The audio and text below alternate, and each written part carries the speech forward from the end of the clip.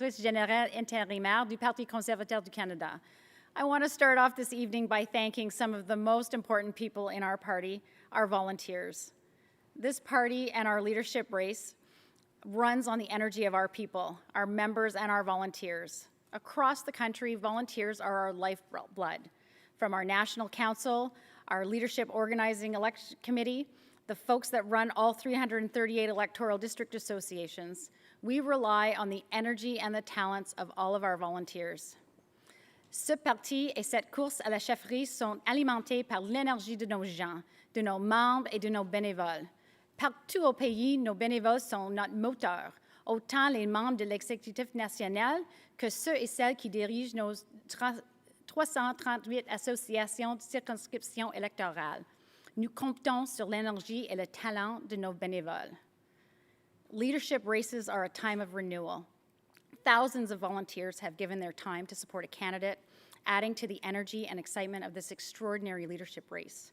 We wouldn't be here tonight for this announcement without our volunteers, who began arriving before 5 a.m. this morning to open, count, and record tens of thousands of ballots that we received over the past several weeks. I'd also like to say a very special thank you to the Conservative Party of Canada staff who have pulled together and worked tirelessly, long hours, often through adversity, to ensure that we could elect our next leader in spite of a global pandemic. Your resourcefulness and dedication to the Conservative Party and its goals have carried us through the challenges of the past months, and we thank you. Je veux aussi remercier tout spécialement les membres du personnel du Parti conservateur qui ont uni leurs efforts et travaillé sans relâche de longues heures et souvent dans l'adversité pour faire en sorte que nous élisons notre prochain chef ou notre prochaine chef en dépit de la pandémie. Et nous vous remercions. Here's a little peek of how all of this came together.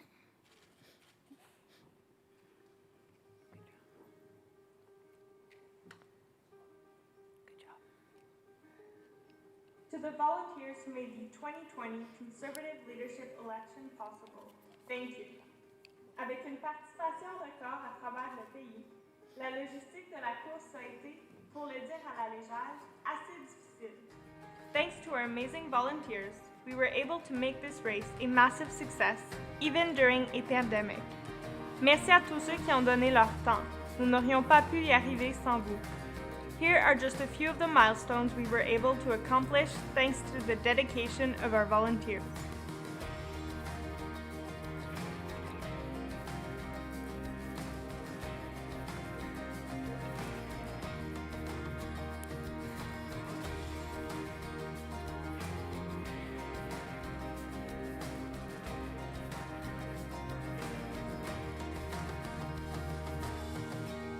Merci à tous nos membres qui ont voté et ont fait de cette course à la chefferie la plus importante de l'histoire du Canada.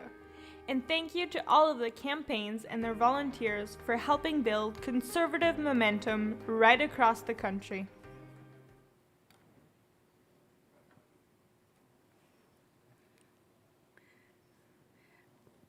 Thank you.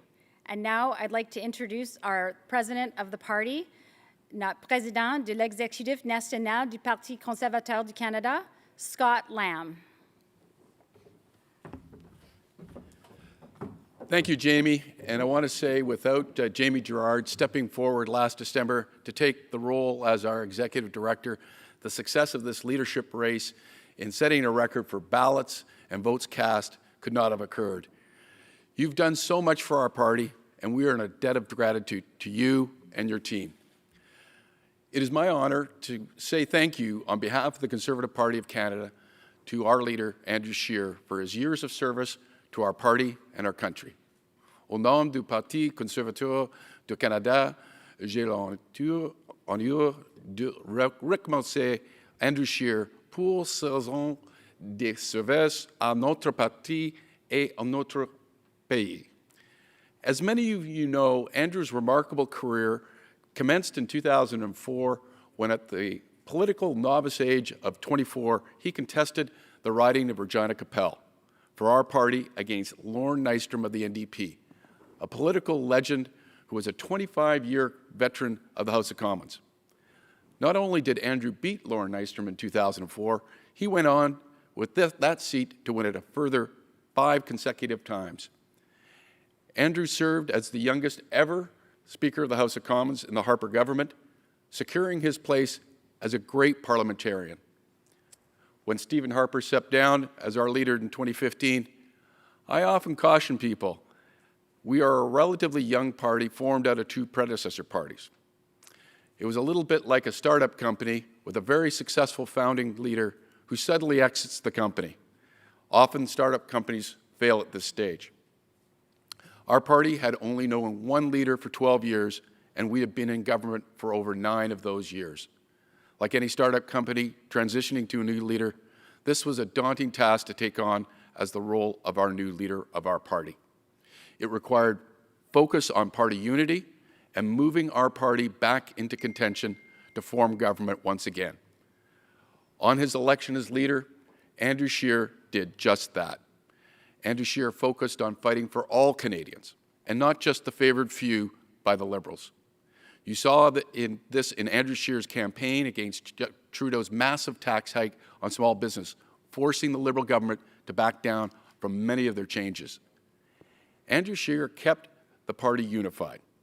He has listened to and understood all points of view in our big Conservative tent. He built momentum to put our party into contention to win government again, winning key by-elections that we had not won in a generation, building our party's lead in fundraising, and welcoming Liberals to join our party, like Member of Parliament Leona Asalev, who crossed the floor of the House of Commons from the Liberals to join our party. In the 2019 election, Andrew Scheer took on Justin Trudeau's Liberals, who the media said after 2015 would hold majority governments not just for 4 years, but as much as 12 years. In that election, Andrew Scheer led our party to reducing the Trudeau Liberals to a minority government. Our party won the popular vote and formed the strongest official opposition in Canadian history with 121 Conservatives elected. Throughout his leadership and years as a parliamentarian, Andrew Scheer has always demonstrated fairness, decency, and intelligence. He's a dedicated family man and a friend to all. Andrew, you kept us united and focused on fighting for all Canadians. With you, we took a large step once again to forming a Conservative government. We thank you. We wish you and your family all the best, and we look for many years in the future of your service as a Member of Parliament for our party. Thank you. Honourable Leader of the Opposition. So gross and disgusting that this Prime Minister keeps using the pandemic as an excuse for his corruption. They will stop and take the time to reward their friends. That is the essence of this Liberal Party. It's just disgusting. Justin Trudeau only pretends to stand up for Canada. Mr. Trudeau, you are a phony and you are a fraud and you do not deserve to govern this country. That was the weakest response to a national crisis in Canadian history. Now, I listened to the Prime Minister's word salad. The actions of these radical activists are illegal. Put an end to the illegal blockades and get our economy back on track. But I don't blame the Prime Minister for not getting up off the mat. And we know that he'd rather be sitting there signing autographs. If he likes to sign his name so much, maybe he can take out his checkbook and sign a check paying back taxpayers for the money it cost him. He told Donald Trump that if he didn't get rid of tariffs, there'd be no photo op. Well, the Donald called his bluff. He knew that the Prime Minister couldn't resist another photo being taken, and there he was signing along with the rest of the leaders. Now, for taking his picture with Donald Trump, did he get an end to the steel and aluminum tariffs? Even the Australians can't understand why we're buying their old planes. If the Prime Minister is so keen on buying fixer-uppers, will he come over? Because I've got an old minivan I'd love to show him. Meanwhile, families across the country are suffering because of their lack of action and their incompetence. When will the Prime Minister take responsibility for his decision and stop trying to blame other people? It is fashionable today to look down on the past. But that is a luxury that we enjoy from heights built by those who preceded us in this chamber.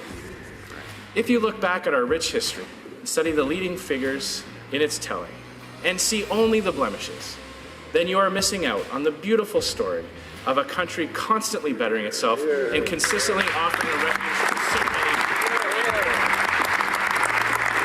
I This country has bestowed such fortune and opportunity on my family that I stand before you running to be the next Prime Minister, one generation removed from having 9 kids in a 2-bedroom bungalow along a dirt road. That right there is Canada, ladies and gentlemen, and it's worth fighting to protect. Canada must be a place where no ambition is too big, where no dream is out of reach, and where no government will stand in the way of people working hard to get ahead. Conservatives have put Justin Trudeau on notice. When your government falls, Conservatives will be ready and we will win. Tonight, we have accomplished what only 2 parties have ever done before by holding a first-term majority government to a minority. This is how it starts. This is the first step. And now we are heading back to Ottawa with a much bigger team, with more support from coast to coast, and with an endorsement from the Canadian people that we are the government in waiting.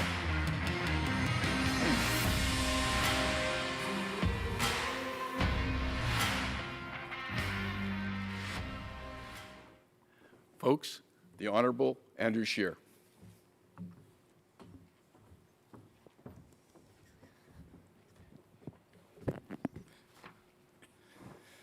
Well, thank you very much, Scott. Thanks, Lisa. Thanks, Dan. Bonsoir tout le monde. What an incredible 3 years. I have been so honored to serve as leader of the Conservative Party of Canada and as leader of the official opposition in the House of Commons, leading our amazing team. Je suis très honoré d'avoir été chef du parti et de l'opposition officielle à la Chambre des communes et diriger notre excellente équipe. Looking back on where we started in 2017 and all that we have accomplished together, I am struck by the determination, strength, and resilience of our party. In 2017, no one thought we could win the next election. The media establishment was predicting that Justin Trudeau would easily win 2 or maybe even 3 majority governments. He would be Prime Minister for as long as he wanted. But we rolled up our sleeves and reminded voters that Conservatives are the only party fighting for hardworking Canadians. The fact that anyone even considered the 2019 election winnable is because of the incredible success of our entire team. And while we didn't get the result we all would have liked, we did reduce the Trudeau government to a minority and formed the strongest opposition in Canadian history. There are so many people I would like to thank. First off, my House leadership, and shadow cabinet, and caucus teams. Merci pour vos conseils et votre soutien pendant mon mandat. One of the most frustrating parts of not forming government is stopping to think about what a great group of ministers we would have had if we had won. I know that Canadians would have been far better served during this pandemic had there been a Conservative government in power. And I look forward to the many great things that our next Conservative team will accomplish. J'aimerais aussi remercier Joan Bayliss, Hamish Marshall, Kenzie Potter, Marc-André Leclerc et toute l'équipe qui m'ont encouragé à me présenter comme chef et qui sont restés à mes côtés. Ça a parfois été difficile, mais je ne peux pas imaginer un meilleur groupe de personnes pour le faire. To the Office of the Leader of the Opposition and party headquarter teams, thank you for all your hard work over the past 3 years and throughout this leadership race. I know that the new leader will be in good hands with all of you. I'd also like to thank our entire Conservative caucus, National Council, Party President Scott Lamb, and all of our thousands and thousands of party members and volunteers. Each of you contribute so much to our movement and are vital to our success. But most of all, I would like to thank my incredible wife, Jill, for her love and support, without which none of this would have been possible. Jill, I love you so much. Thank you for all the sacrifice that you and the kids made over the past few years. I can honestly say that I have never been prouder to be a Conservative or to be a Canadian. La pandémie nous a mis au défi, mais elle a aussi montré le meilleur côté des Canadiens partout au pays. Les voisins s'aidant les uns et les autres, les entreprises trouvant des façons innovatrices de servir leurs clients, et les proches se réunissant pour célébrer des moments importants, même de façon virtuelle. Pendant cette épreuve, notre équipe conservatrice s'est concentrée sur l'aide aux Canadiens.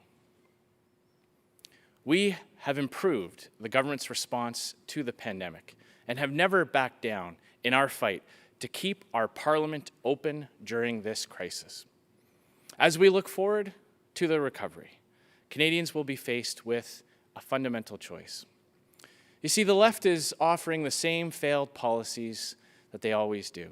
Bigger government, more government intervention, and less individual freedom. Mais un gouvernement plus gros et plus omniprésent nuit aux gens. The lie of the left is that the very people they claim they want to help are hurt the most by their policies. They pretend to be motivated by compassion, but there's nothing compassionate about big government intervention.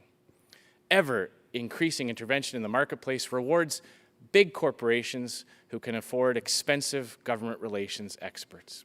New rules and laws make labor costs so expensive that low-income workers and new entrants into the workforce lose their jobs first. And little by little, fundamental rights and freedoms are eroded. In the 1980s, the Soviet bloc and Eastern European countries all had the same rhetoric. Their policies were supposed to help the poor and promote equality. The exact same rhetoric that the left is using today. But all it caused was misery. Le défi pour les conservateurs aujourd'hui est que beaucoup de gens ne comprennent pas l'économie de libre marché, la liberté individuelle, un gouvernement limité et plus de choix individuels. Today's voters didn't grow up. Many of today's voters didn't grow up watching the wall come down or looking at the bread lines in East Berlin. So we, as a party, need to constantly be looking for new ways to make the case for the core conservative principles we all believe in: freedom, limited government, and unlimited potential. Our values and ideals have stood the test of time. For generations, they have guided Canadians through adversity, and they will once again. You see, the Liberals are all candy before supper. They make superficial promises and hope you don't blame them for the consequences. Then, all you're left with is a stomachache and a serious case of buyer's remorse. Conservatives, on the other hand, we believe in a balanced meal. We look at the whole picture, and we see the harm